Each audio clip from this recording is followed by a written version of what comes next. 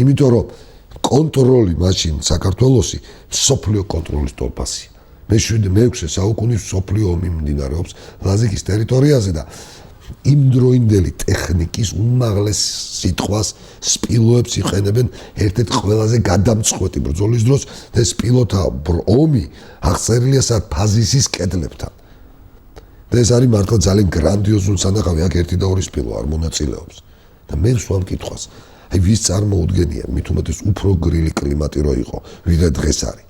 იმ პერიოდში, რომ 6 საუკუნეში იყო დაახლოებით 3 გრადუსით უფრო მეტი აციება, რომ სპილოები გამოატაროდა აომო ფოთის ტერიტორიაზე, რომელიც ზღვის დონეზე დაბლაა და შეიძლება ავტომობილი ჩაიძიროს. არათუ სპილოები და მით უმეტეს მათი ომი. ეს ფიზიკურად დიახაც ისევ, აი თვითონ ეს აღწერა რაც არის.